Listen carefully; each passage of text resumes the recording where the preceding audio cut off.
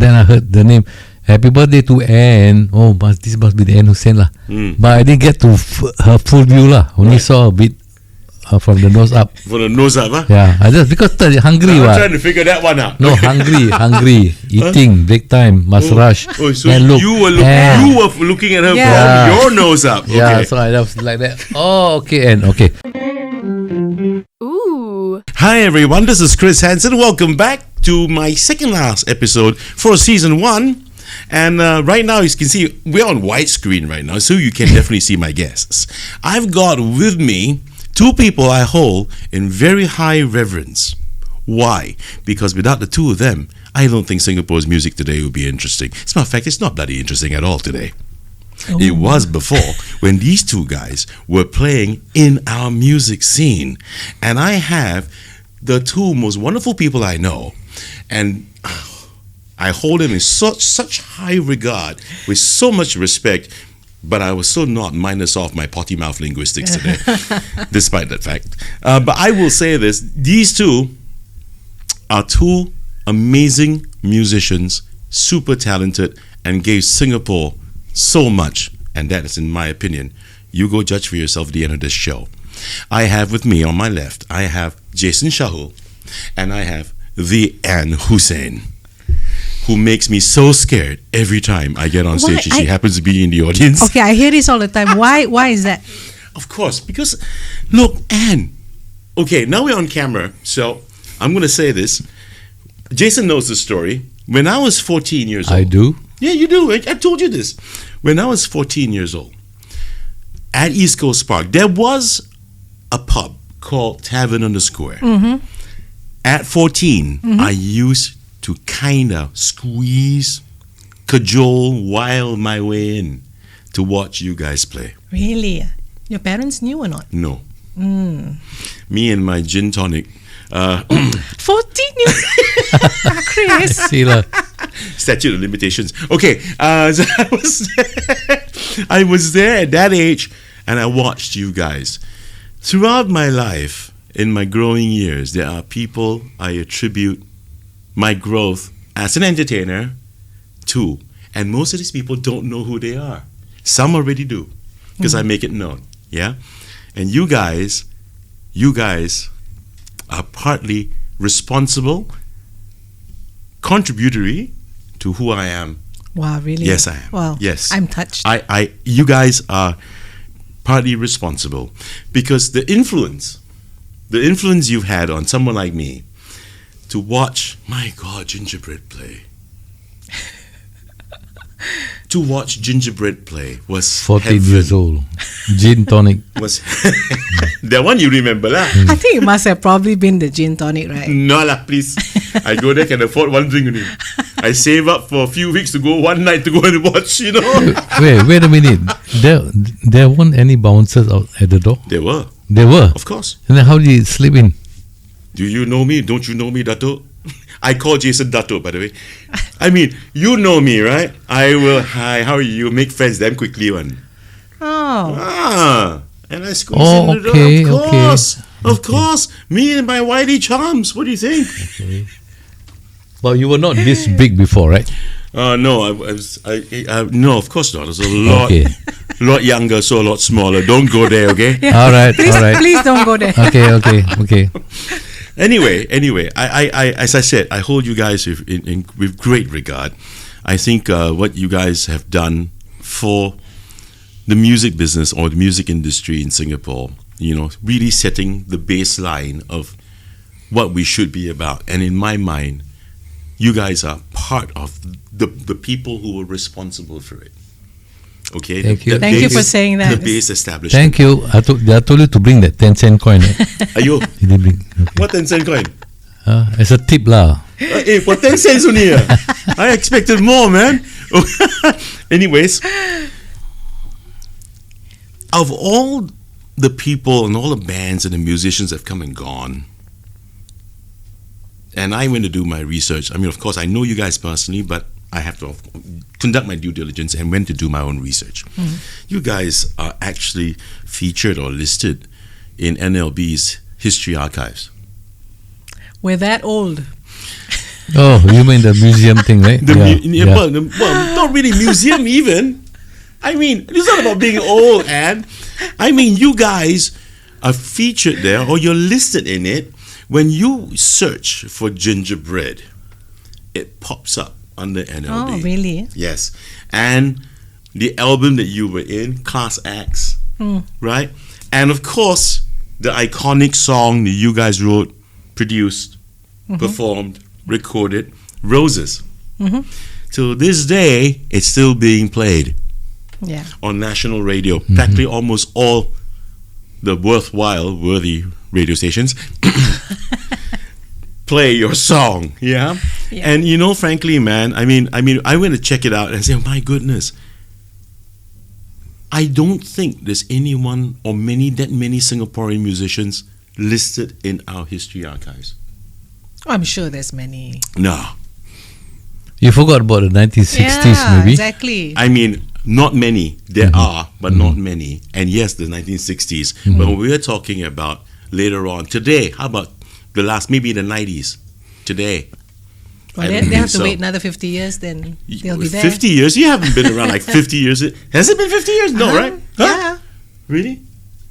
Almost. We're talking about Roses. Almost. No, you guys. We guys music are business. Definitely. Definitely. He's definitely been around. Yeah, it's longer 49 than me. actually. Holy shitballs, Yeah, man. exactly. Last week was 49. Last week was 49. Okay. So let's start this way. Let's start the show this way, okay? Let me start first with Jason, since, you know, age before beauty. So we'll start with Jason. So, Thank you. So Jason Shahul, let's talk about your first foray into the music business or into the music scene. How long ago was that? 49 years ago? Okay. What did you do? What happened? Okay. Have about it. I'll just keep it short. I was not from the music line actually. I was a camera salesman, but I love music. So what happened? I was a camera salesman. Why are you laughing? Okay. It's true. We were normal people then. No, I was definitely normal. I mean, you know, I work at the Tangling Shopping Centre. You know, I wake up at 6 in the morning, take a bus, go to work. But I love music. Okay, the reason why was because when I was in school, I used to be with school band. Yeah. I learned how to play drums down there. Learn how to read music. Okay, so cut the story short. Wait. No, don't cut the story short. This is not meant to have stories cut short on. I want to understand. When you were in school, which school was this? I was in Tanjong Katong Technical. No way. Yeah. Really? We were neighbours with St. Pat's and KC. No, like it's like quite far away. Like, Jackie's Bowl. Okay. East Coast Road, very far away. Okay. But still in the Katong area. Jackie's Bowl is the St. Patrick's area. Okay. Yeah. What are you doing around there? Okay, so you're from TK Tech. TK Tech, that famous school band, remember? No. Always the top three. Sorry, the famous school band I know for a fact has always been St. Patrick's School. That is your time. This one I'm talking about 1966. Yes, boss. Okay, 1966. Yeah. I was not even a concept. Yeah. Okay. Yes. Okay. Okay, so anyway, we had this fabulous teacher, Irene Joseph. Does it ring a bell? He's a very good music teacher. So the band became first for 6 years. Okay. First, number one in Singapore. Okay. Okay, so that's why I learned how to play the drums, learn how to read music, and so on and so forth. You know, everything there is about music. In should be around 1966, 67, but in the year 69, a friend of mine from the same block where I live in Circuit Road said, "Yeah, I heard you can play drums." I said, "Yeah, I play snare drums, but I don't play the pop drums." Right. He said, "You want to come give it a go?" So we went to MacPherson Estate. There was this agency called 10 Story, and I went to play. I played the drum set for the first time. Right. It was a song called "Reflections of My Life." Oh. You can Google it. No, They're changing, that kind of stuff. Okay. Okay, the young people go and Google it. Okay, I know what it is. Okay, Reflections of My Life. Okay, so I always remember that moment because I was so excited. Okay, everyone didn't say anything because I noticed that my legs could move. My left feet could move also. I thought I didn't know how to do the hi-hat thing. The hi-hat, But I did it. The leg could move. Then I noticed that everything was going in place lah, rolling and do. I said, it's okay. Then I knew that I was born with it lah.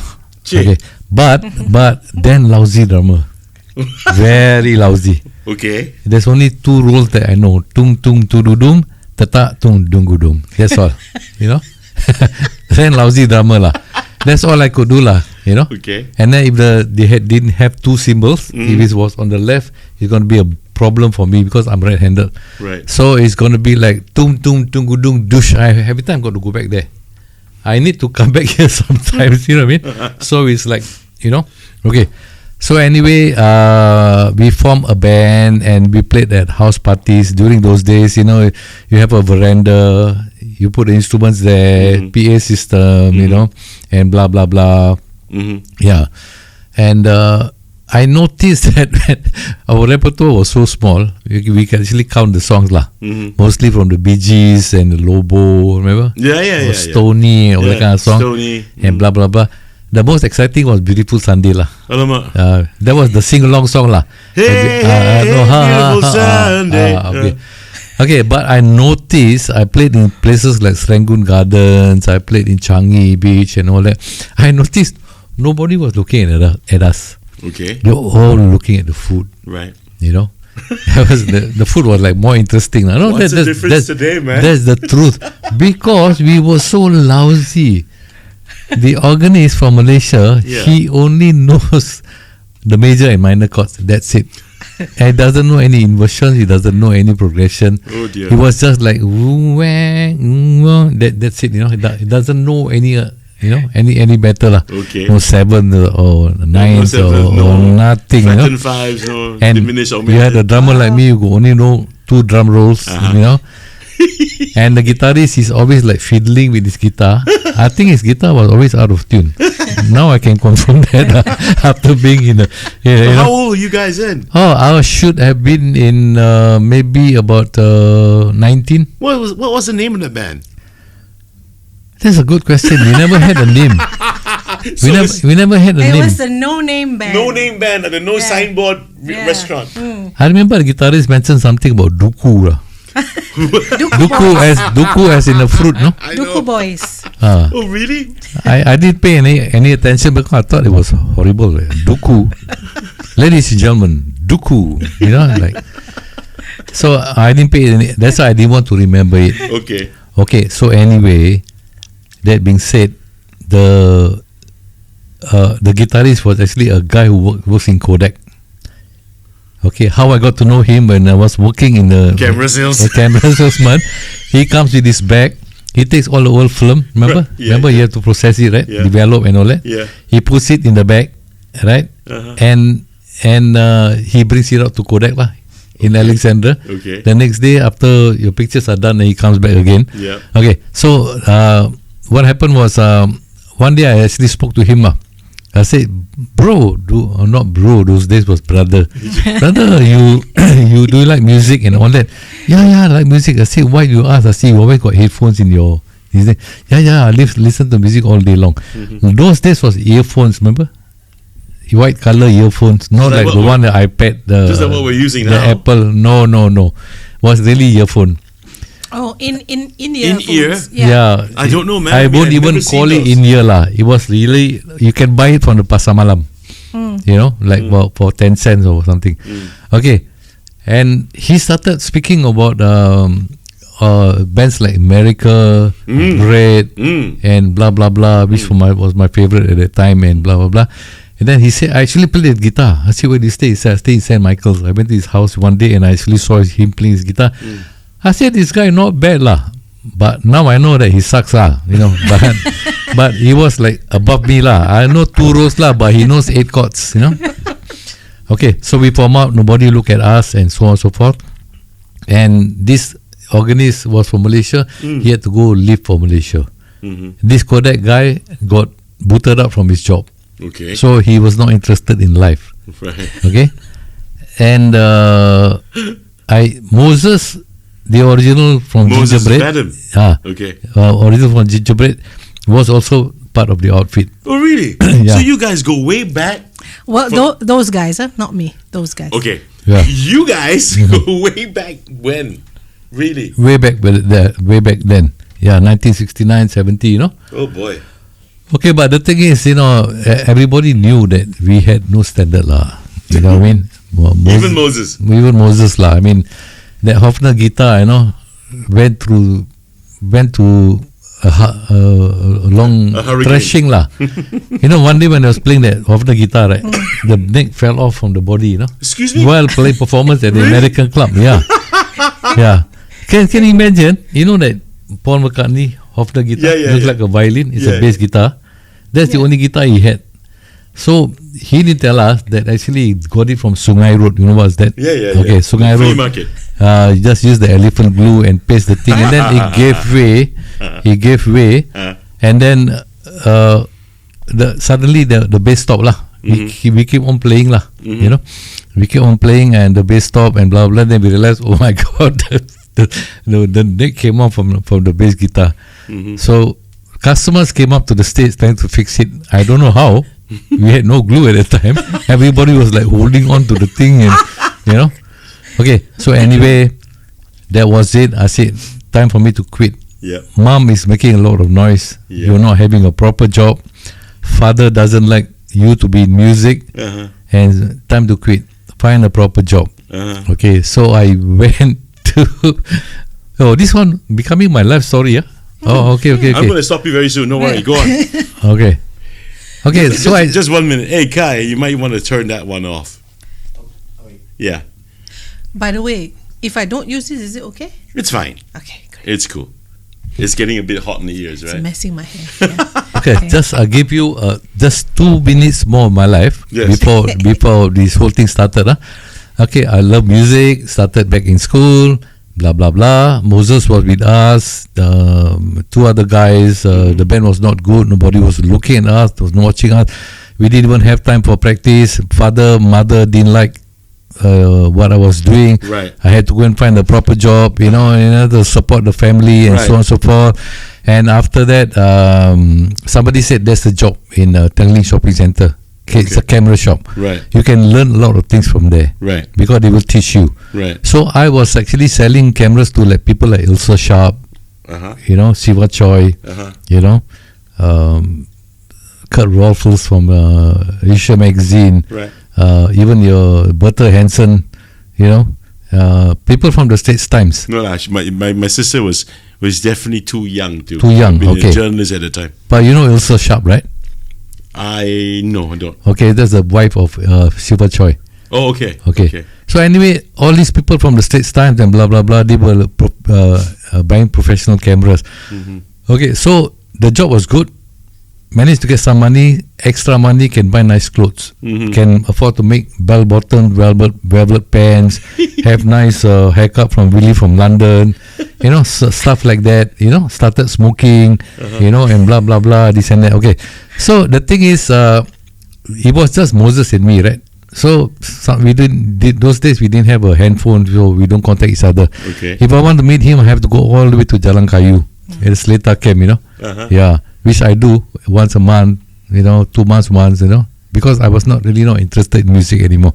Okay, so anyway, one fine day, after 3 years of working in the shop, Moses' brother came. His name is Gabriel. Okay. He is also one of the original Gingerbread members. He plays the guitar. My goodness, how many? So this family got a lot of musicians, right. A lot of singers and musicians. Yep. So Gabriel is the younger one. Okay. The older one that everybody knows is from Western Union Band, Chris. And Gina, country and western singer. Yeah. Okay. So Gabriel came. Gabriel said they had a band called Cold Sweat. Okay. Like what we're having right now. Yeah, we're having Cold Sweat here. Why? Okay. Yeah. Drummer quit. Yep. To migrate to Perth, Australia. Right. And bass player didn't want to play anymore. Okay. So it was just him. So he needed a drummer and a bass player. Yeah. Okay, so this is where the sparks flew. Right. Everything started from there. So let me get this right. Yeah. Let me get this right. Jason Shahul eventually got into a band that has got certain amount of, lack of a better term, credibility, right? In quality, let's call it that. Yeah. And it started with a band called Cold Sweat. No, Cold Sweat was not my band. It was the other team, the other two guys, guitarist and bassist. Okay, so Gabriel Vadham came along and got you and Moses to come in to form another band. Right. And what was the name of that band? Okay, we didn't have a name yet. I didn't even know whether I was going to make it for the band practice. Right. And he said, "Come, let's give it a try." Because this guy, he looked weird. he got squinted eyes, you know. What? Yeah. He's not a good-looking guy. Maybe you can Google. You can Google later. Well, he might be good looking to some people. Okay. Yeah. Good looks are relative. He's not a good-looking guy. You know, I don't believe this. You're actually going to go Google the guy's face. With No. me. I have his picture here with me. You show me his eyes. I just showed Anne his picture. I just showed Anne his picture on the way Guy, here. you know what? I think you better get that picture of Jason later too. Okay, so this guy is not a good-looking guy. This is Gabriel. Oh dear. Okay. But he looked better before lah. Okay, so I was Get thinking more like hair. this guy looks very suspicious. Yeah? You don't say. Yeah. I mean, So- I don't know. What do you think? Should I put his picture up? I mean, my goodness. Yes. Okay. The Oh, whole you have world's that going to see picture? this. Wow. Right? Yeah. No, not this Not one. yet. Not this one. Not this one. Not this. Not yet. Please. Not yet. All these are true stories. I know. I'm sure. Because they are. I have an elephant memory. Next to the shop was this flower pot stand. Yeah. We can put 2 or 3 flower pots there. That's where we used to sit Okay. in between time. I hope you're not growing anything to you're have not a supposed to smoke. be growing. To have a smoke. Okay. Okay. So that was why I was talking to Gabriel. Okay. I saw him. He spoke to me. He seemed serious, but I kept on looking in his eyes. I said, "This guy looks like one of those, like today we call it scam lah, like a scammer, you know? Did your eyes get tired looking at him? Like a scammer, like that." Okay. So it all stopped when he started tapping his hands on his feet, laps, on his lap. on his lap, Right. and he started singing "Johnny Be Good," you know. And I was thinking, I can't believe what I'm seeing. This guy got so much of feel, so much of soul. Don't judge a man by his squinty eyes. You know, True. yeah, Johnny, go, and he had a Yeah. Good beautiful voice. Yeah. He was, and Gabriel has got a very, very nice voice. Wow. Okay, so I told him, I said, "Gabe, let's do it." So it was the 1st of May, Yeah. 1974, Wow. 2:30 p.m. Wow. No. Save Come the on. date. Come on. 1st of May, Get the fuck out of here. 1974, 2:30 p.m. Yeah. Yeah. How This could one you has been remember all that? this date has been documented Oh, really? online. Yeah, Okay. all the books that they wrote about Gingerbread. All right, this date is there. Wait, hang on. So Gabriel was in Gingerbread. So the band that you joined with Gabriel was Gingerbread. So No. Gingerbread started then. Am I right? Gingerbread started from this studio. That's how we got the name. From which studio? The one that we went to on the 1st of May. We went to On the practice. first- Right? So that was the beginning. That was the beginning. Of so, Gingerbread. Yes, I have to Oh, tell you wow. how it started. It started from that So on the 1st of May. it was you, Moses, Gabriel, Dudley Mr. Dudley Nonis came in then. together. Oh, really? Here the 4 of them, Gingerbread. Oh, shout out to Dud, hey dude. Yeah. Okay. Okay. So I noticed that I was the odd one out. I was the lousiest of the lot lah. Okay. Still a 2-bar drum roll. Okay. Still not knowing anything. But I got a lot of drive from the guys, especially from Gabriel. You know, he used to shuffle his guitar to give you the rhythm, you know. And then you look at him playing and he's trying to do, songs like a Vehicle, Grand Funk Railroad, Wow, Deep what's all that? Purple, Deep Purple, yeah. Okay. Joe Cocker, you know, that kind of soulful kind of songs where you have to really go. So I actually learned a lot from Gabriel. You know, he was so funky, you know, this guy. Okay. And in the studio where the drum set was, there was this glass window, you know, we had this velvet curtain, right? Where I saw somebody shifting the velvet curtain, looking at me and doing this. No, he did this. Thumbs up, and then he closed the curtain. Then I was like, who was that masked man? All he left was a silver bullet. Yeah. So after 1 hour later, the thing opened up again, and he did this. He was an Indian guy, you know. And later I was thinking maybe he's the studio owner lah, could be. After 2 hours of practice, and then we went out the door, and this guy was just standing there. Say, hey, you guys sound very good. How long have you been together? All of us look at each other and said, this is our first day together. Really? Can't tell, he said. You know, have you guys got the name for the band? We said no. Oh, okay. You guys want a manager for your band? And everybody went, yeah. Like dogs, you know, the tongue wagging out, you know. And because I was the eldest of them all, they all keep on look at me lah. Okay, so I'm going to cut the story there. As in, the next day, this man, his name is Alphonso Soosay. Okay, he lives in Perth now. He was originally from Now Me and the Boys. Okay, he saw us. He saw something in us. Right. And he saw me, and he said that, I don't know why when I look at you, I like you. So he gave us a gig at the Summit Hotel. Right. Which is the Mount Elizabeth.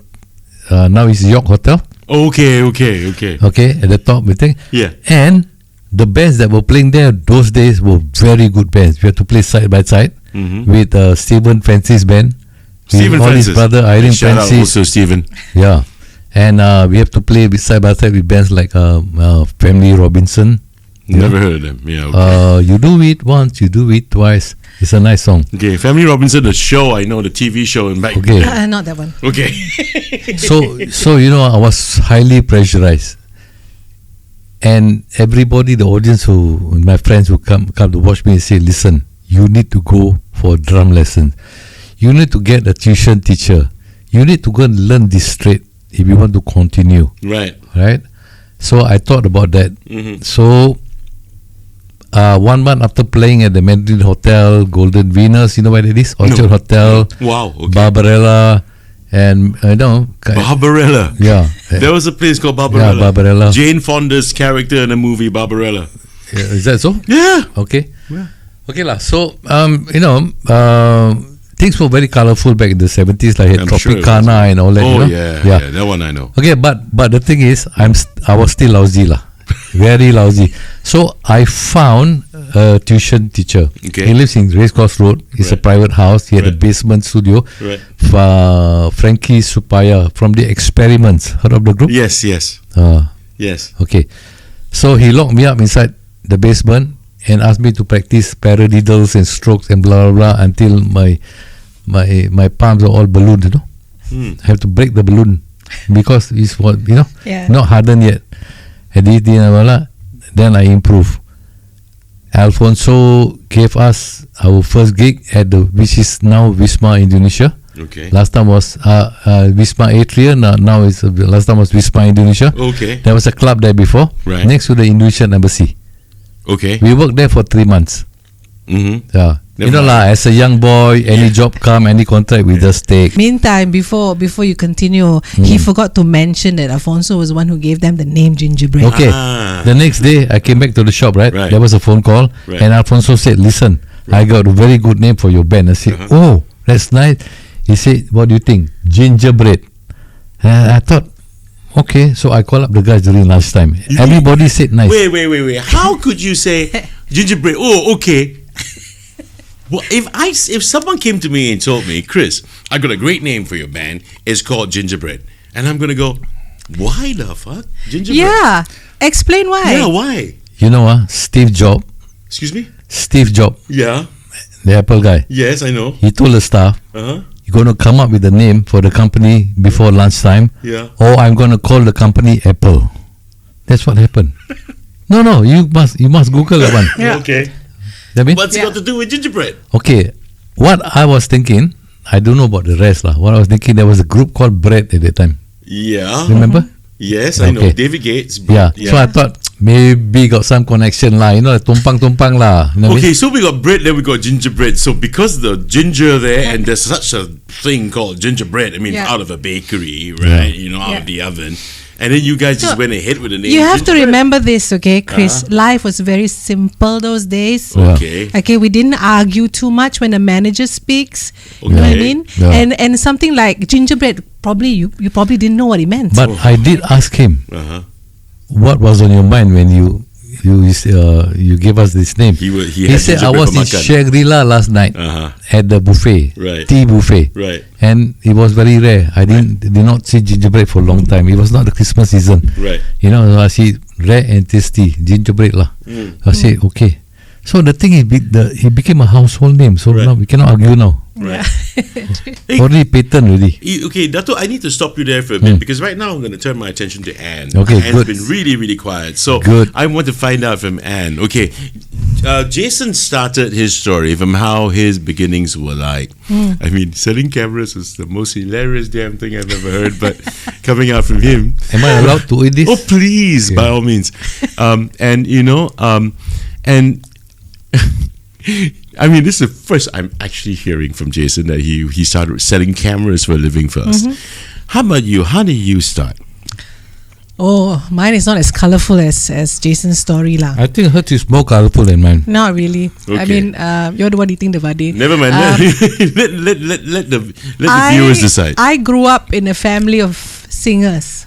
Oh, Okay, my brother is Max Surin, in case you didn't know, and my sister is Linda Elizabeth from Tokyo Square. Yeah. Wow. So they were the ones who started first, right? I was the youngest in the family, and I didn't know anything, but I always loved singing. Okay. Yeah, and I always liked harmonies and stuff like that. So I even joined a choir just to learn harmonies, much to my father's dismay because it was a church choir and I'm Muslim, right? So he didn't know I had to sneak out. I just went for the singing. Right, That's just all. wanted to sing. I was quite good at it, I guess, and they gave me a solo spot singing Amazing Grace. Wow. Yeah, I was 12. So yeah, so I grew up in a musician's family. Right, but your folks were not. My mother used to dabble in some music, I guess. She had friends who were in the band, but not my dad. Her father is the policeman with a gun. Yeah. He's Oh. very strict. None of us could do anything of the sort if he was around, you know what I mean? So we all like sneak lah. So, and then I took part in a few competitions, just for fun, talent time and stuff like that. Yeah. Yeah. What year was that? The first time I was in a group called Albatross. I don't know whether you remember. Albatross. Oh, a long time ago. This is the SBC talent. This is long time ago. I was 14. So was it So SBC?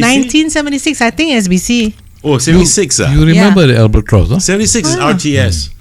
Are you sure? I don't think so. Yeah. Is it? Yeah. Oh, 76 is okay.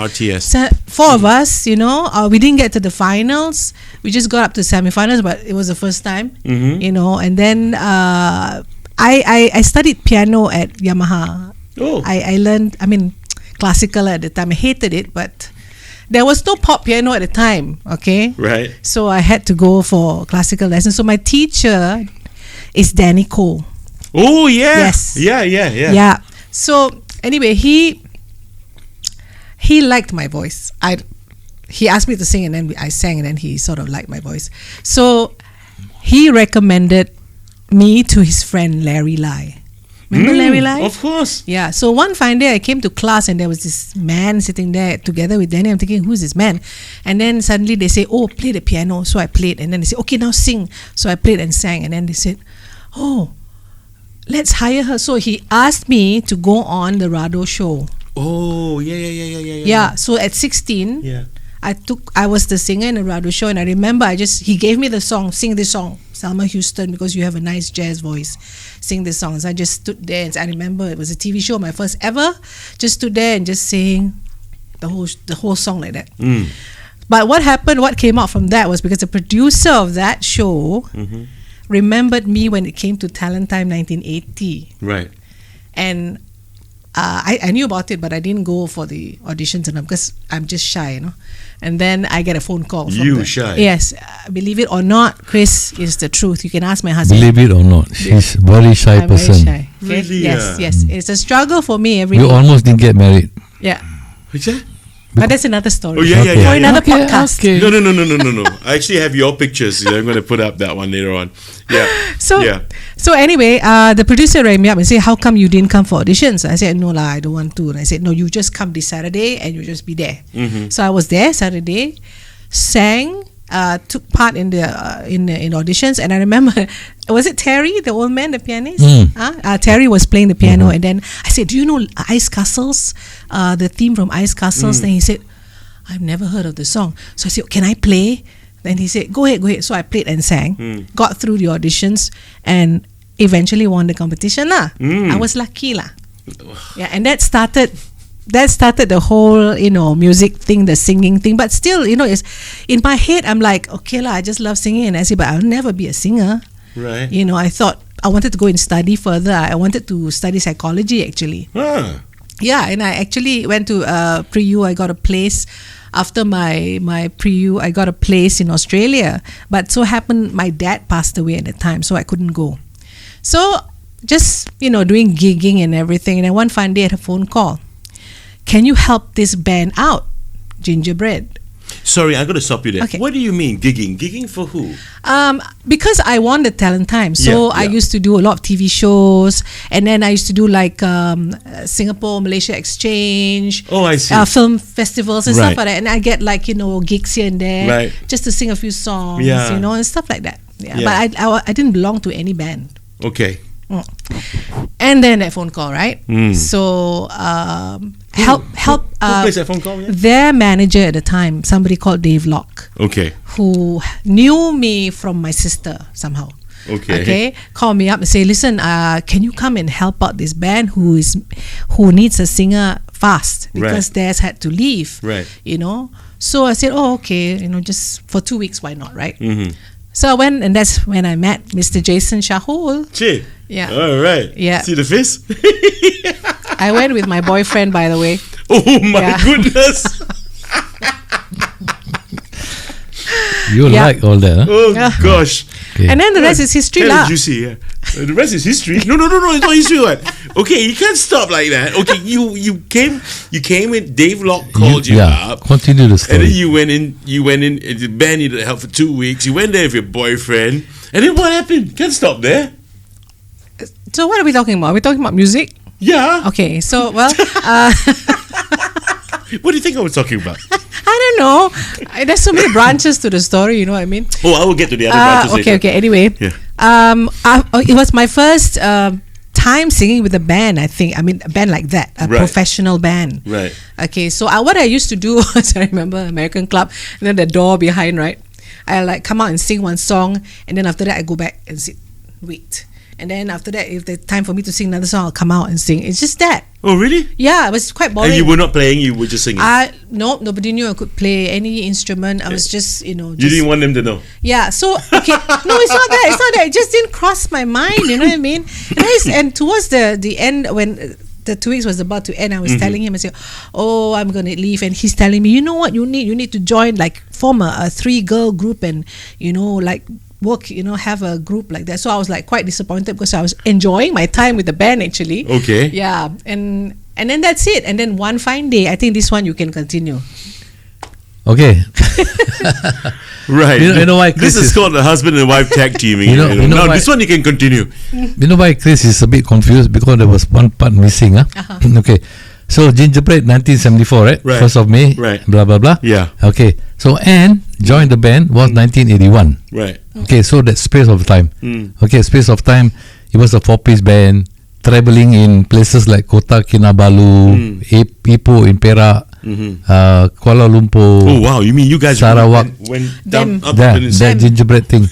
Them. Yeah. I haven't joined yet. This is Gingerbread without Anne. Yeah. Yes. Okay. Yeah. So in 1981. When the tides turned and we needed 2 people in the band, a singer, female, and a guitarist. Why? Because Gabriel, the guitarist, was going to Europe.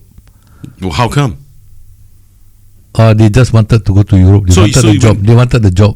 Oh, so they wanted to play there in Europe. Yeah, they want to work there, play there, you know. Right. Yeah, he and the other girl singer, which was his girlfriend then. I see. So that's why you've lost a guitarist and you've lost a female. Yeah, so Moses singer. and Dudley was still with me. So I needed a guitarist and I wanted a girl singer. So you became the band leader then? Yeah. Okay. I was always the band leader lah. I thought because Gabriel was his idea, right? No, there was no band leader at that time. Right. It's just that he's what do you call it? There was no band leaders at that time. Right. Everybody just play only. But then you became eventually because I was the oldest. Okay. I know how to make decisions. Right. And then the agents and managers always saw me as that responsible guy. Yeah? Right. Okay. So anyway, where did I stop just now?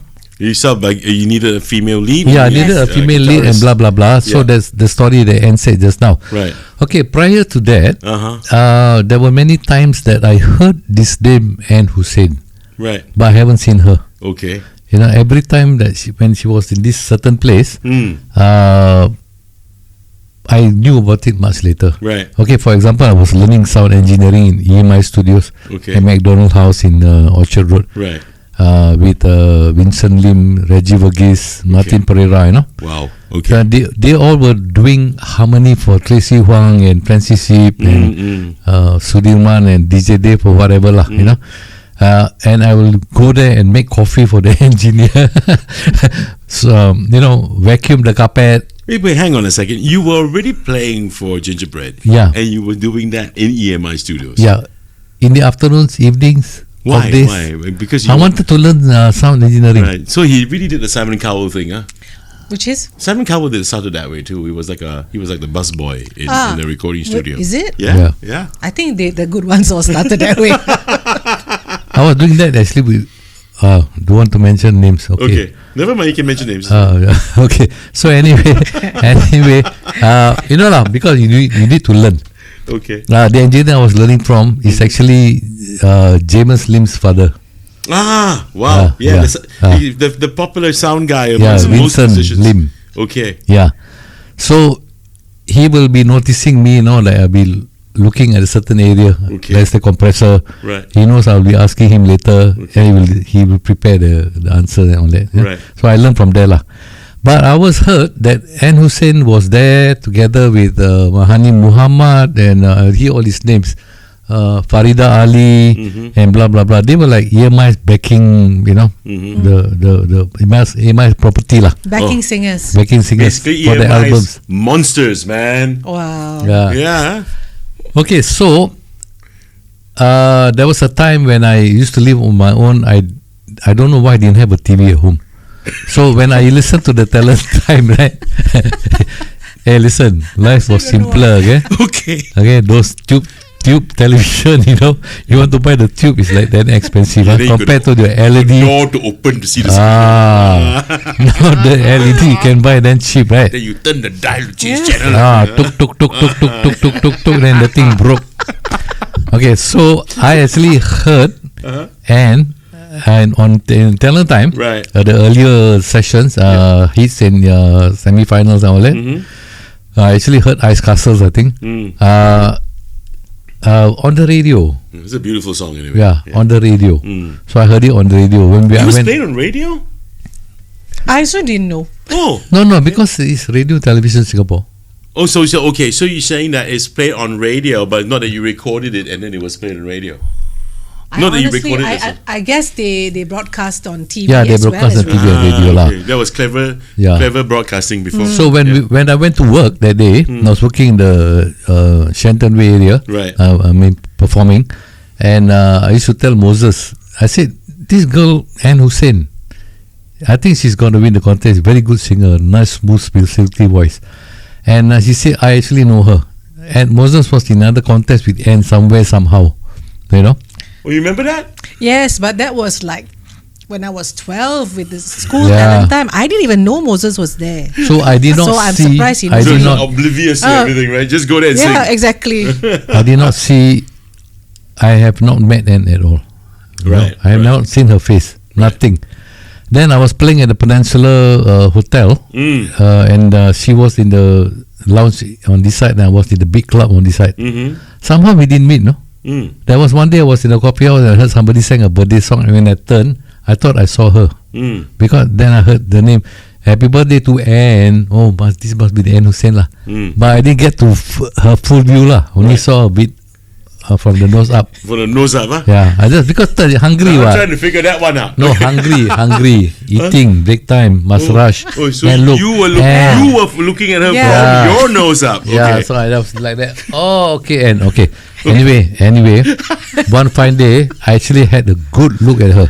Okay, it was the finals of the talent time. This time you use your whole face to look. No, this time I was in the hotel room of somebody. He's ignoring me for that. Yeah. I was in the hotel room of someone. Okay, You were in a hotel room with someone. Let me tell you who. Oh, this is getting hot. Let me tell you who. Uh-huh. When the Platters were in Singapore, Uh-huh. I was the drummer. No way. Yeah. Really? Yeah, only that only you and Yeah. I know Okay. the player. I was the drummer. Uh-huh. Okay. Uh-huh. They did not like the big band drummer. Okay. They say they got no soul. So I was the drummer lah. Yeah. So but the thing is, they wanted to pay me back. I didn't want any money. You know, Okay. so say it's an honor to go and buy you dinner in a hotel. Then I thought that day was going to be the It's the really finals. Nice. It's really nice of them. Huh? It's really nice of them. Yeah. Oh yeah, they are professionals lah. Stand up, man. We'll stand up people. So was at the Merlin Hotel in Beach Road. Yeah. And I told them, I said, can we just have dinner in your room instead? I want to watch the National Talent Time. You know? Wow. So I actually watched the National Talent Time with Anne singing and winning the contest together with the Platters. Whoa. Yeah. And they keep on saying, this our mama. She's going to win it, man. She's going to break it down, you know? Yeah. And blah, blah, blah. And then you won. And then after she won, we went to work lah. Wait. You got to admit something to me, man. Jason, you got to admit this. You deliberately wanted to watch Anne because you were already smitten then, right? No. Cannot be. No. There's no way. Come No, on. that For one, sure. that one, no lah. Because every year from small we watch Talent Time. But how come this year we don't watch? And somebody comes up and say that, did you hear about Michael Jackson's latest song? You don't say no, right? Talent Time was an in thing back Oh, then. yeah, was I know. anything. My dad used to buy like the albums of the finalists, you know, they will record them. So Yeah. you must watch Talent my Time. eyes were glued to Talent Time, Yeah, then, see? especially when I got old enough to understand it. Exactly. Yeah. So it was I was just trying to find out, you know. When no lah. It was the music thing. You know what I mean? I mean, he's in the room with the always- Platters and he saw Anne Hussein on TV. They really want to watch you on TV. I mean, I had to figure out, hey, are you sure that wasn't then? That's what you took from it, huh? What Yeah. I took from it is a Platters like me. Okay, Yeah. better perspective. No, because I wanted to slip in something in between. Okay, lah. slip in. Yeah, slip Don't let in me lah. stop you slipping it in. Come, please slip No, it. because it got something to do with fate. Okay, If you're fated for something, right. you cannot go left or right. Right. You're gonna stay there. Hey, Kai, this is the right time to put up that picture, the two of them. Which picture is this now? Kai? Oh, Yo, my that's the one. Yeah, goodness. put it up, man. There you go. Oh, that's Look our at wedding that. picture. Look at that, man. Let's That's just look our at the two wedding lovebirds, picture. man. Come on. Look at how Look at how young we were. Look at how Oh, good looking the man. guy is. And look, Taufik Batista looks like your husband, man. He knows that. I mean, look at that face. That looks so Taufik, isn't it? No. He actually came to my bedroom to look at this picture. Oh my goodness me. Okay. I need to know this. How did it get from you guys getting on Gingerbread, and then got to that? Being married. I think we need to slip in that small It's a little bit bit. fuzzy The for missing me. link, right? Fuzzy, really. What? The missing link we have to slip what in. missing link is that? Okay, after she left off as the day block called her and said Ah, yeah. to substitute, Yeah. and she was singing right. A lot of people ask me this question, so I think I should elaborate a bit. Yeah. The thing is, it was a pop band. Right. He was always popish. I hate myself for loving you. Whatever, blah blah, do ta. There was never a quiet moment. Yeah. Okay. Because we were from the region of Kuala Lumpur club, Right. which was very party. Right. We went back to American club in Singapore. We have some problems, so a bit of jazz, a bit of satin doll and whatever. But we did not need that kind of singer. Right. But Anne at that time was more of a jazz singer. Okay. I did not know, and actually I did not mind to revamp the band. I did not know that Anne was not playing the keyboard. She plays the Did you just piano. see yourself as just a jazz singer? I mean, there's nothing wrong singing jazz. I think jazz singers are great. But did you just see yourself as just one I just genre? saw myself as a singer. Okay. But I loved jazz. I grew up listening to a lot of jazz, and that was just happened to be the thing at the time. Okay. You see, the thing is, But these guys were playing pop. No, they're very yeah. far from me. I mean, you need to do the rough edge singing lah. Okay. That we needed the kind of singer lah. Right. Show some legs. And me, the way I am, right? No way I can front this kind of a band. Huh? Yeah. But you did. No. No, So I have to tell not you the what time. happened. Uh-huh. She did not tell me Uh-huh. that she can play the keyboards. Right. Okay. So what happened was one day when Dudley was sick, we had to play for lunch at American Club, Okay. and we were all worried. Okay. And you know what she said? Uh-huh. I can play the piano. I know all the songs. I said, what? You play the piano? How good can it be? The male thing, right? Are you kidding me, man? Yeah. So, and then when she was playing the piano, I wanted to get up from my seat and kiss her. Yeah. Now we're getting No, somewhere. not Now true. we're getting Not somewhere. true. Okay. Not true. I was actually shocked. Don't bluff, lah. You. No, because she was actually very good. She was Yeah. playing Misty on E flat major 7. Ouch, That one I okay remember. lah, Yeah. I remember vividly, Anne, standing from where I usually stand at Tavern on the Square, and you're standing behind the keyboards, and you're singing and you're playing. I still remember where you stood. I still remember the setup of you guys on that stage. I still remember the very young, super handsome Dudley Nonis. He's still using the Yeah. keyboard, the red one. Yeah. Still using it as if it's an absolute valuable treasure in his life. I still remember all that. You guys performing on that stage. I've not skipped a beat in my head. Really. That's And nice if to know. you think that I ain't can play keyboard, oh my goodness, like duh. I've seen you play, I hear you sing, and I go, But at the time, No, it was at that time. yeah. I didn't know anything. She knows a lot. Yeah. She can do a lot, but Yeah. very timid, very shy. Yeah. Don't know how to get out from the shell. So when she met me, I gave her the party whip, like the PAP. Oh You my know? goodness me. Yeah. I regret saying this show cannot be censored. Yeah. Okay. Yeah. No, I mean that's what it is lah. Okay. Be nice, Jay. Be No, nice. the party whip. No, we've been I married. would rather say that you were the one that became the spoon that cracked the egg shell, and then she Okay. came out of the shell. Okay. Please, You Let's go gave that me way. permission. next month on the 13th is our 37th wedding anniversary. Wow. So at this point in time, I can say anything I want. Yeah. Okay. The problem is this one's going out Because online everything for is- the whole world to watch and That's see. why. No, Jay, everything is the truth. Uh-huh. Yeah, there's nothing to hide. Okay, it's like the party whip. Yeah. Okay. But just remember that there came a time when we were so in love Yeah. and we wanted to get married. Yeah. Just like the picture just now. Yeah. Okay, we did that. Okay. So I can say that I'm a happy man now. Yeah. You know what I mean? I'm sure you are. Yeah. Yeah, but the thing is, you want to talk about the past, Right. that whip has got to come out. You know what I mean? Can't help it. You just have to learn. You know why? Because can be anyone. Yeah. You. I can see you can do this, you can do that, but you don't want to do it. So I have to train you on how to do it. Get out from the shell. So did he You get know? you out your shell? Yeah. Yeah, I think so. Kai, do me a favor, will you? Could you just put up that black and white picture you wanted to put up earlier, please? Okay.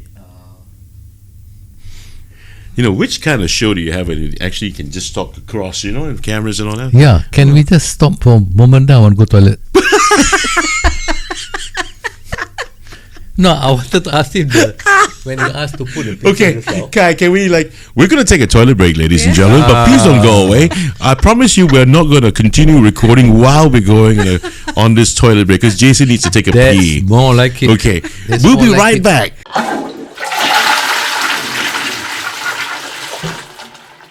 As we begin this part of today's episode, I need to give special mention, of course, to the good people from Gordon's Vades. Yay. I mean, I hear these munchkins are great, right? It's really great. Absolutely, man. Gordon's Vades, you can see them on the screen right now, and it is true. They're the crispiest, fluffiest prawn vade in the land. You can order online at gordonsvades.com, or you can WhatsApp them. The number is right there, and you don't know what you're missing. Let me tell you, if you don't, go out there and try one of these lovely, lovely munchkins, really.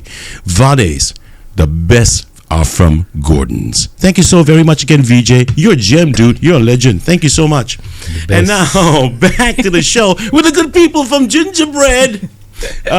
Jason, Shahul Ann Hussein, we had to take a toilet break for a bit. Yeah, we did. But right now, I just want to ask you guys, before we go on with where Jason left off, Kai, could you put up the black and white, please? Sure.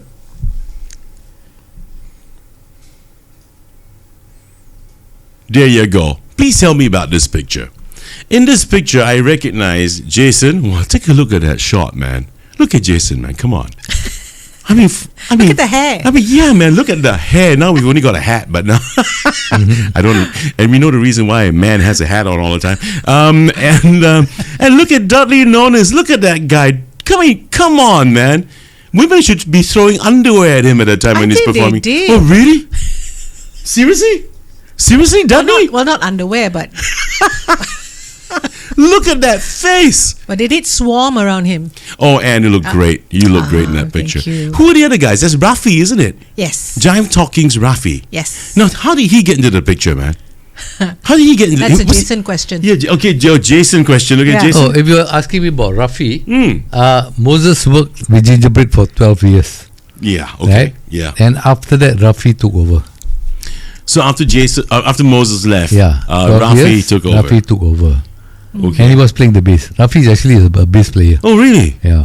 Right, not a singer, not just a singer. No. But in your band, man, I mean, there's a lot of voices, isn't it? You got Dudley, Yep. Yeah. you've got Anne, you've got Moses. I know he sang for sure. Yeah. And then Raffy came along. He sang as well. Yeah. He sang as well. Wow, Yeah. wow, a powerhouse, man. It's a Yeah, powerhouse the other guy in the band. picture is Gerard Kisberry. Was Gerard Keesbury in that picture? Yeah. Yeah. Okay, I mean the Yeah. guy that does the kung fu kicks and all that on stage Ah, with his you know tight him. red jeans. Yeah, hi Gerard Keesbury. Haven't seen you in ages. Yes. Yes, I know yes, Gerard. yes. Yeah. Okay, I know. I remember him with his kung fu kicks and stuff he used Yeah. to do. with Yeah, that's Yeah, the yeah, guy. yeah. And then a Yeah. turn. Yeah. And the turn, yeah. And a turn. Yeah, and I was wondering, what the heck is this guy? Because I'm getting dizzy just watching him. Yeah. So actually, the band went on from 4-piece Yeah. to 5 Yeah. to 6. My goodness. Yeah. And Maxi Guan, the band went was six-piece band. 6-piece band. I mean. Well, that- not yeah. counting the time when I had to leave, you had extra people. Remember? When you had to leave? Yeah, when I was. Oh, yeah. Oh. When Anne had to leave, a side show here, when she was pregnant, and I had to revamp the whole thing Right. and make the band a show band. Okay.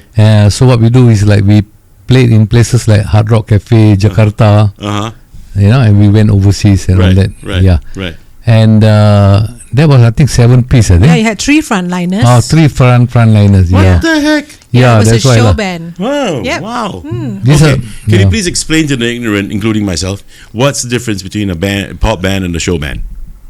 Okay, you want to do the honors, please? You want to give them your... my understanding. Yeah. Okay, correct me if I'm wrong. Okay. My understanding is a pop band is a band that's a normal band that plays pop music. Yeah, top 40s right? and stuff. But yeah. a show band will always have segments in their set where they do a little show piece. Like either some comedy thing or some choreography. choreography. Yeah, that's a Okay. show band. That's a show band. Okay, now you all know what a show band means. Okay, and so Gingerbread became a show band, which I cannot bloody imagine, to be honest. I cannot. There was this running joke that Yeah. went through the ages with me and Jay. We used to joke about how Gingerbread is like a university of musicians, because people keep coming in like fresh out of the just out school or just new, and they come in and they learn so much and then they leave, and then another batch of people come in. It's always like that. So I would put it this way: Gingerbread became an institution for musicians. Yeah, you could say that. Yeah. So the musicians got popular after Gingerbread. Was Raffy who went to Jeff Talking. Gavin Cardoza, who went to Energy. Oh wait, Gavin Cardoza was playing for you guys too? Yeah, yeah. Oh wow, hey, shout out to Gavin too. My goodness, how many people am I going to shout out to today? All right, okay, so And then we had Bani Farouk. no. The late Bani Farouk. Oh wow, Bani the Farouk late, was- great Bani Farouk. Yes. Anne's batch when she joined. We Bani came in joined at together the same time. Oh yeah. wow! Mm. Oh wow! Oh Yeah. wow! I didn't know that. And we were around when he was, he was watching his wife, his future wife, in Talent Time. Oh Yeah, and he married her. Wow. So, yeah. wow! Okay, let me get back to the story before we went for the pee break. Jason tried to get Anne out of a shell like a party whip, so what happened next? Okay, like I told you, right? I saw her playing piano for the first time. Yeah. Okay. And you fell in That love. was a Don't bit- bluff lah.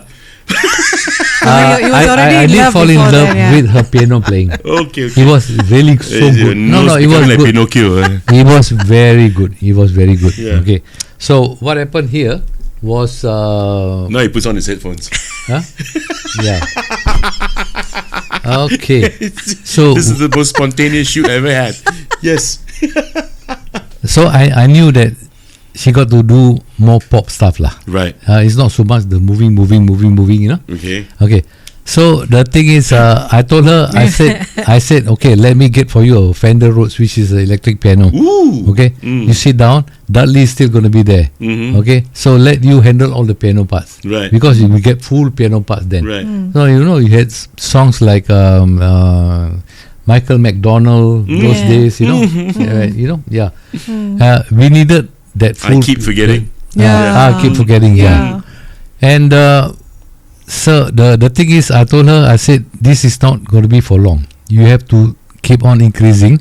So I put an organ on top there, electric organ also. Okay. Synthesizer. Synthesizer. Keyboard. Yeah. Yeah. Keyboard, Okay. yeah. It was the Korg organ. KORG Korg. Yeah. Okay. And Pronounce it properly. Oh, so yeah. cool. Yeah, I got to pronounce it properly. Yes. There's a G at the end. so and from one piano went to two, one organ, and then went to a synthesizer, and then went to 4 keyboards. Yeah. So we got two keyboard Remember my players. stack Yeah, at yeah, the- yeah, yeah, yeah, yeah. it was It was, terrible. it was crazy, It was man. terrible. Yeah. No, it looks so cool, Anne. Yeah. It looks so cool. It's crazy. No, but it looks so cool. should- You're going all over the You should have place. seen my notes, It's like piece of paper with words and chords on top and all kinds of signals. But she signs. learned very fast. Right. Every So you time. picked up to play all these other Well, variants it's of the basically, keyboard. any keyboard player will tell you the same thing. It's basically the same thing. One, if you can play piano, you can probably play the synthesizer, you can play anything else. Oh. The only thing I had to learn was the different styles in, if I were to play the synthesizer, I'll play a different style, you know. Right. So all that comes with experience. Right. Yeah. Okay. But that got you. Did that? I'm going to ask you this. I'm not going to make him talk. Did you get out of your shell after all that? Did it work for you? Honestly, I only got out of my shell in my maybe late 40s. Yeah. No. I'm serious. Really? I've always been the same person I was when I first started. And being in the band and going through all those experiences that we experienced just made me learn a lot. Right. But as a person, I'm still very, very, very shy. Really? Yes. I mean, look, people know you more in recent times. I mean, not that recent now, but recent enough as compared to your days in Gingerbread, on Singapore Idol when you were one of the judges. Yeah. Right? No, I was. Don't get this wrong, Ken will kill me. I was a vocal coach for season 3 of Singapore Idol. Wait, hang on. Weren't you a judge? I as well? was judged for the Dream, Live the Live Dream. your dreams. That was, but I also judged for all the Malay competitions, and I was vocal Right. coach too. Right. But for English, the big one was Live the Dream and Talent Time. Okay. Before it became the Idol series. Right. But on Idol, correct me if I'm wrong again, because I remember vividly you were one of the judges. No, I judged for the auditions. Right. I helped out the culling rounds. The culling rounds. Yeah, huh? but basically I was their vocal coach. Right. Okay. Well, so what do you think about Ken Lim? Okay, Ken is a friend from a long time ago. Mm-hmm. Here comes the political correctness. I don't know. EMI days, right? When I used to do backup, right? Ken was one of them who was always there, 16 years old and still in his uniform, coming there after school. Really? Yeah. He loved music. He always wanted to be in, Okay. And on the side, I did join a singing group called Stardust when I was like 16. Immediately after Talent Time round, before Talent Time round that time. That was a time when I knew Ken as well. Okay. So Ken, being a very good drummer, he used to, You got to send me that picture. We're going to put that picture in post, man. This is a picture of Ken Lim and Ann Hussein. It's such a young age. It's ridiculous. He used to play drums for us when we perform, and I was his sort of go-to singer when it came to him composing, because he likes to take part in song competitions. Okay. Composers competitions. So every time he writes a song, I will be the one singing. Okay. So we used to go like abroad, Seoul, in Hong Kong, took part in a lot of competitions with him. That's where that picture came from. So Ken Lim actually was a musician. Yeah, he's a very good drummer. He's a very good pianist as well, and a good songwriter as well. That's a revelation. Yeah. I'm sure many people don't know that. Yeah, well, yes. But those were the good days. Those were the good days when Ken was much fun and a happy person. Oh, so you're using that the past tense? Past tense. No. I mean, after that, I didn't see much of him, because he went on to become a really big producer, and They're no Hype longer fun? Records. And no, I don't get to see him anymore. We don't meet, and the last time we met was in Live the Dream. Okay. We were judging together. Was he just as fun then? He might hate me for this, but I remember when he was commenting on somebody singing, and I interjected. That's what judges do, right? Yeah. They enter, right? Yeah. That's what I thought.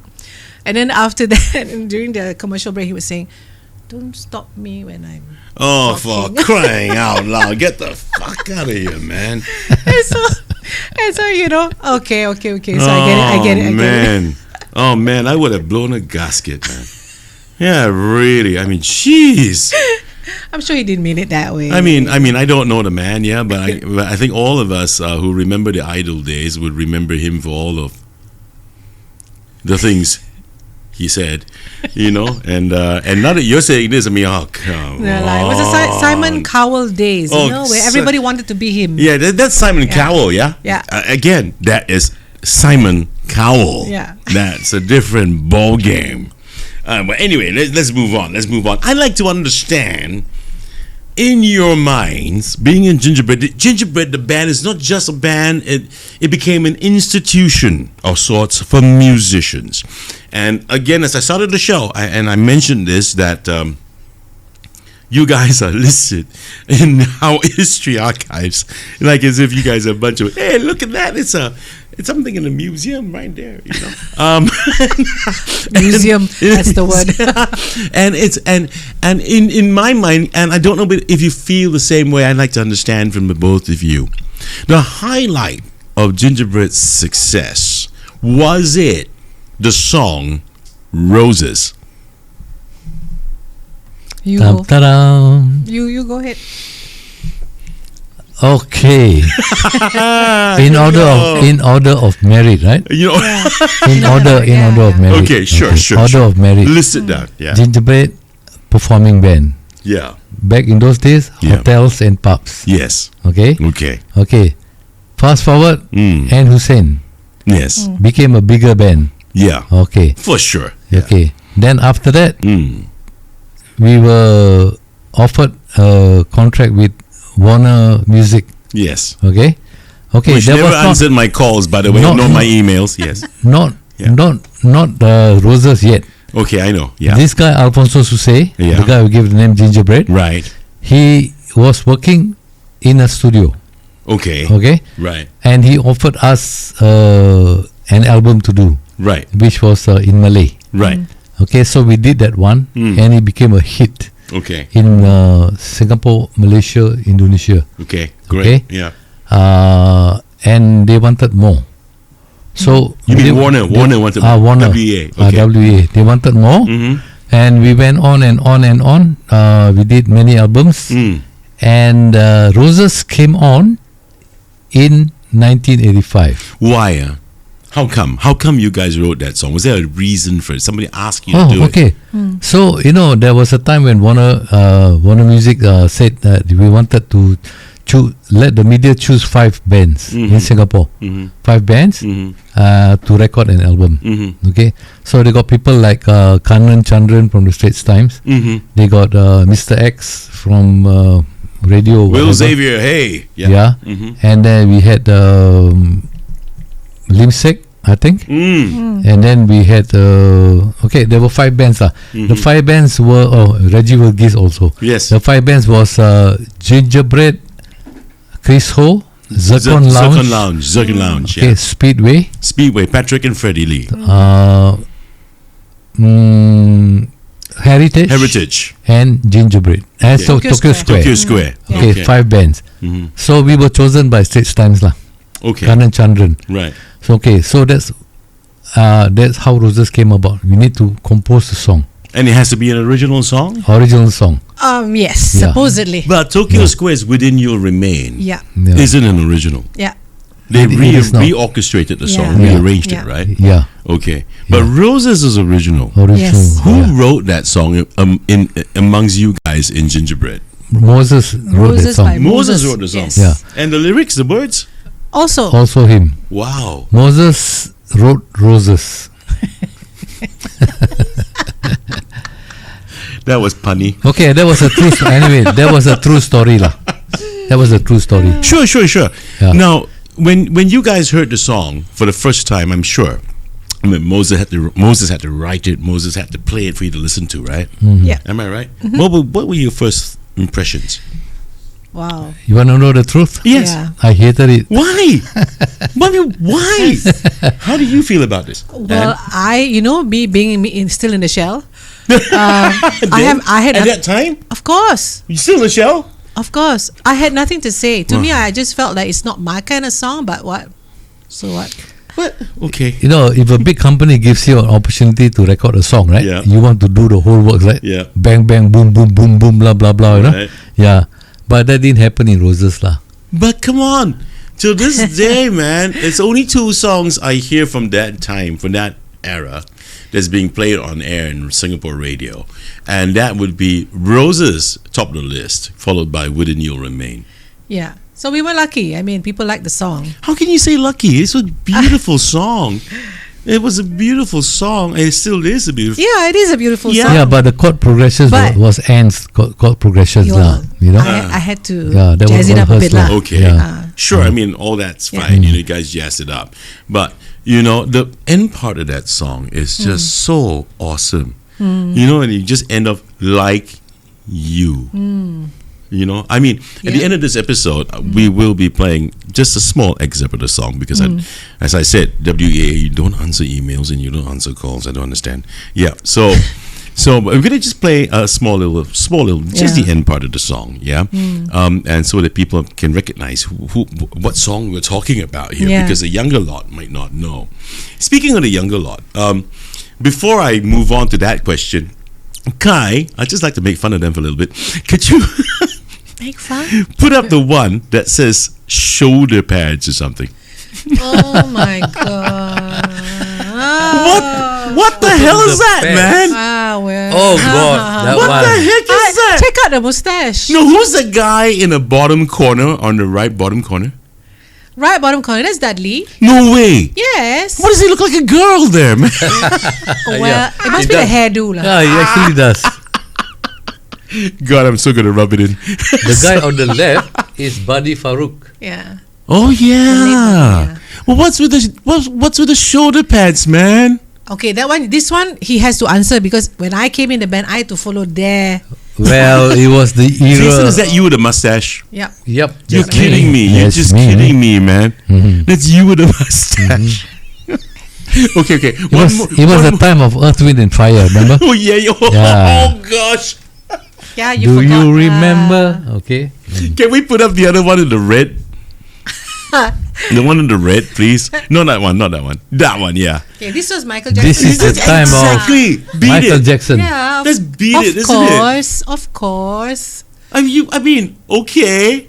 I mean, you know, every band that time had their own thing going, right? So ours was this costume thing, you know. No, I just wanted to rub it. Hey, in we had a schedule.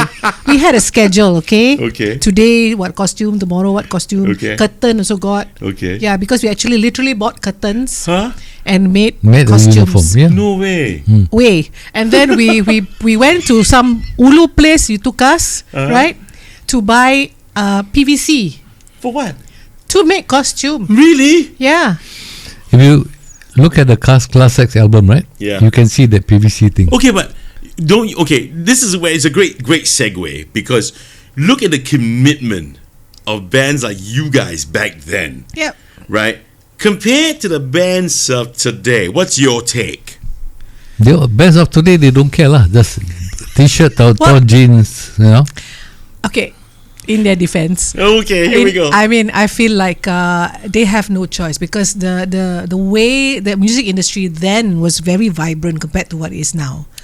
Okay, so we had jobs like we were never out of a job, and we worked 6 nights a week.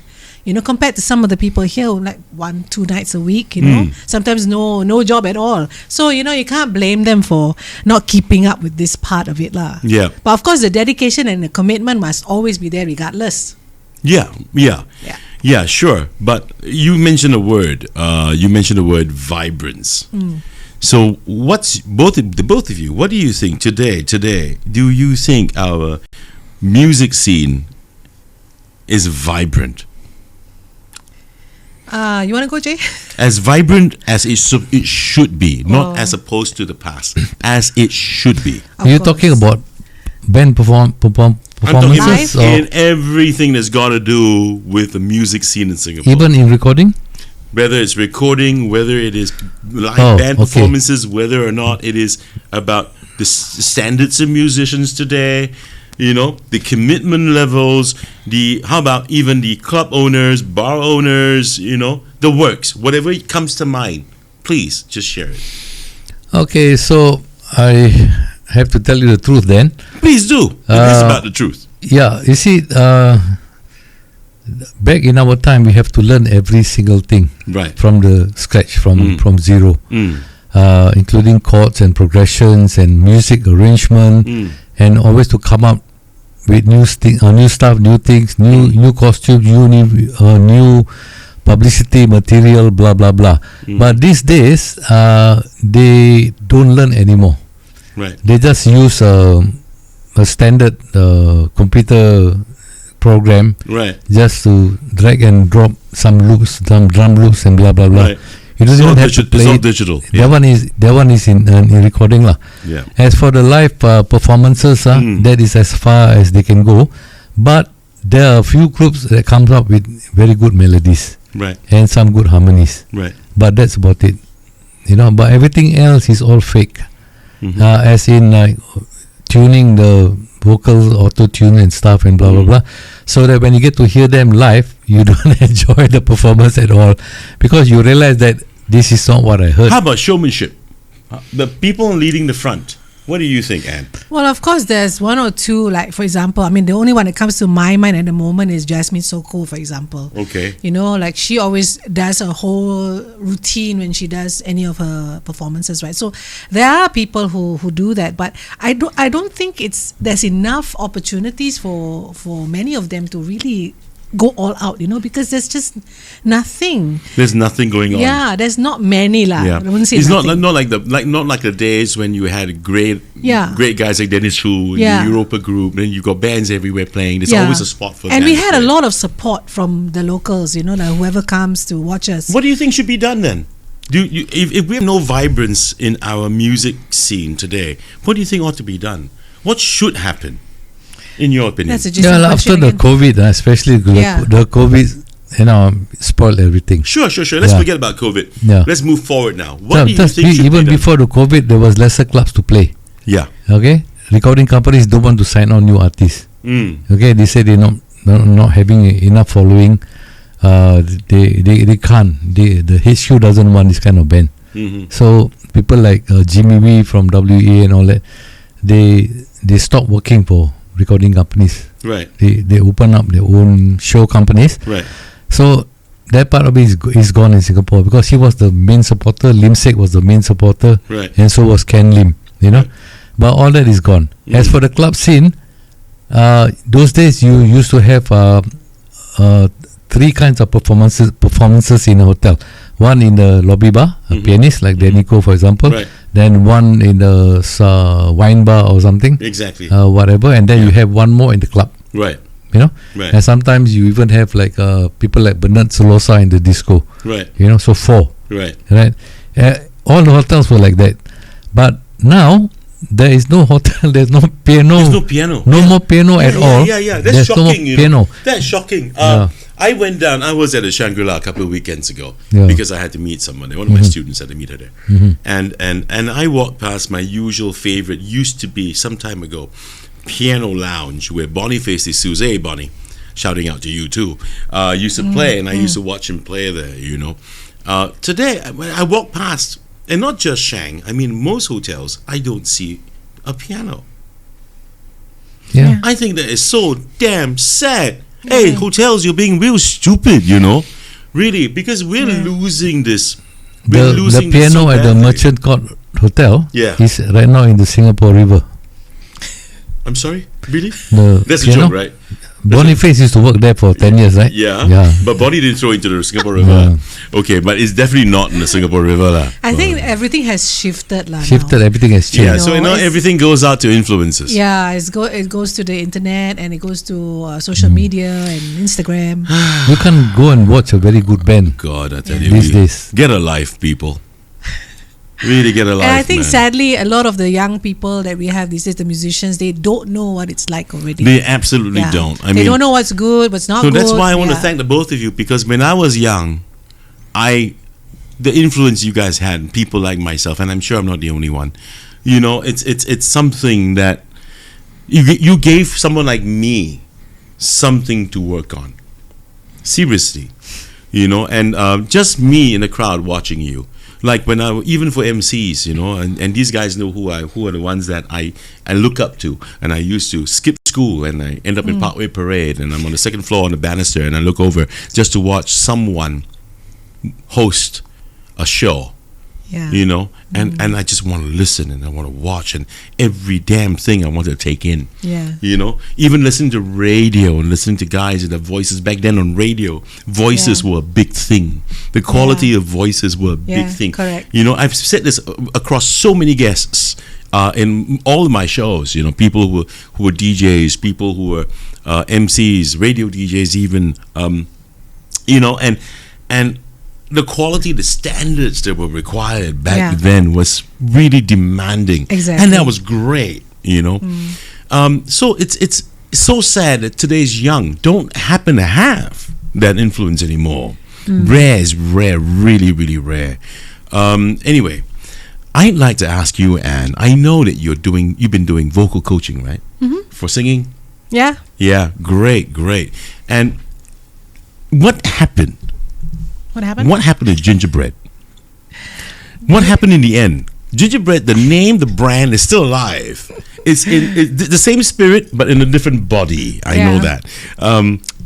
Because Jason Shahul, people, he has been running Gingerbread Studios as a recording studio, as a business, right, for years now. And he's a great sound engineer. So Gingerbread lives on in spirit, but in a different form. But I'd like to understand the band, that institution, in the end, what happened? Okay, so musicians, we all got a certain lifespan. It's just like a flight steward or something. You can't be working beyond a certain age. It's quite difficult. Can you imagine playing drums at the age of 58? For example. but how old were you, and how old was the band at the time of its closure? I was almost 55, I think. Holy cow, really? It was the year 2000. 2000, huh? 23 years ago, huh? Yeah. Yeah. So tell him what happened when we were at Ipanema having tea downstairs. Having tea? Watching the TV. Oh, okay. It was the September 11th. Okay. Yeah, that was the end of the economy for the world. Well, okay. Yeah, I mean, a lot Somewhat. of things changed. No, we were sitting there and having our tea and looking at this TV, and then we see saw the planes the come plane and crash into the building, and the building falling, and then he said to me, "This is the end, you know. I think we need to do something else." What? Yeah. Just because you saw what happened? I mean, you saw the planes go. No, crash because the building he's always had good foresight. You know what I mean? Okay. No, you see, tourism is going to be affected, definitely, for sure. You know, and I knew that. You know, I'm born like that, lah. If I see something, I can tell you that something is going to happen. It really happened in front of my eyes. I see all the pianos all being hidden away, taken out. There's no more pianos in the lobby bar. Everything cut. Tourism got cut. I read about it in newspapers and blah blah blah. But prior to that, before that, I always tell Ann, we have to go and learn a new trade so that we can continue. This is our trade. We are very good at this. So I took up diplomas in sound engineering and degrees in sound engineering. And I told Ann to go and get her diploma in Berkeley, you know. Wow. So she can start teaching. I mean, she got a Diploma or degree? Diploma. Online, okay? It's not going there. It's different. But Okay. But it's Berkeley. Yeah. That's a big deal as far as I'm concerned. No, honestly, you know, when it comes to qualifications, that piece of paper really means nothing. Okay. Because to me, I've always loved teaching. Okay. You know, even when I was younger, I was always the one teaching everybody, like helping out with harmonies or whatever, planning stuff. So I knew that eventually I was going to teach. You know, so that one was just to, like, you know, make it look good. Yeah. Make me, you know, I have a name, I have something to put on my wall. Yeah, I know what you mean. That's about it, lah. I know what you mean. So it was for practical reasons. Yeah. On 9/11, you saw what happened, and you, in your mind, with a crystal ball in front of you, you saw should I say this? Fuck it, I'll say it. The demise of the music vibrancy in this country, and you decided to go, screw it. We got to learn something else, similar to our trade, similar to the industry we've been in, and then we can move forward. It was for practical reasons the institution, as a band, shut down. And then you continued the spirit of Gingerbread in Gingerbread Studios. Correct. So ballsy, I gotta say. So 23 years later, I was right about this decision. You know, so because we went on only 23 years later, you know, and it's so busy right now. I didn't understand why she wanted to come for this interview. She said, okay, I will do it. Yeah, I'm really very, I am so chuffed and so honored to have the both of you. Seriously, you know, sitting down with me in my studio at CCBTV. Even the name of CCBTV sounds like a bad word, but it's not. It's not. And coming all the way. I heard about the Vade lah. Oh my God. So at least the Vade lured you here instead of Chris. Yeah. You know, but really, I'm so chuffed, so honored. As I said, I hold you guys in such high regard, with so much respect. And it makes me feel so honored, really, that you are here. We should thank you as well, because thank you. It's, you know, from time to time, it's nice to be able to tell the story again. Yeah. Because I personally feel that I want to leave a legacy, you know, and I always have this worry that you know, after we're dead and gone, then nobody's gonna know how, you know, like nobody's gonna like carry on the tradition of good music, and you know, that one is actually it's not your responsibility, neither is it ever going to be your fault, you guys, really. That we have got, that one is about how the current and future generation is going to build. But did you leave a legacy? I can assure you 150% you have. Again, you are in the museum. You are in the history archives. And the song is etched into this nation's soul. Somewhere, a little etch somewhere in the soul of the country. That's nice to hear. No, really, it is. It's effing impossible that this song should not continue to be played through the years. It is iconic. It has become, it's not a national song, no, it's not a national symbol, for sure, but it represents what we are capable of doing. And no, it will not fade away like a flower.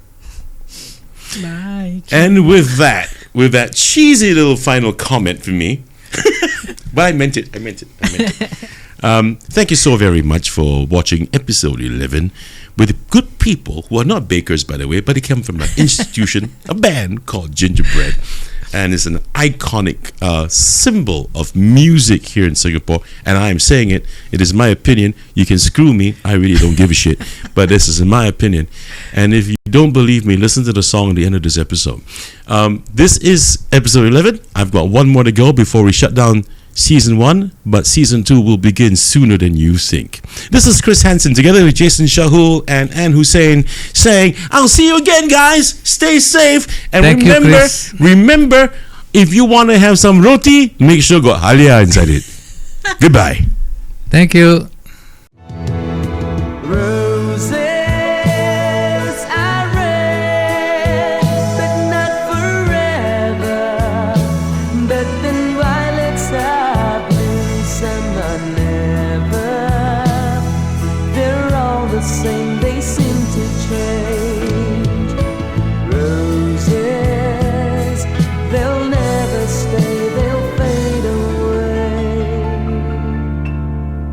Like you.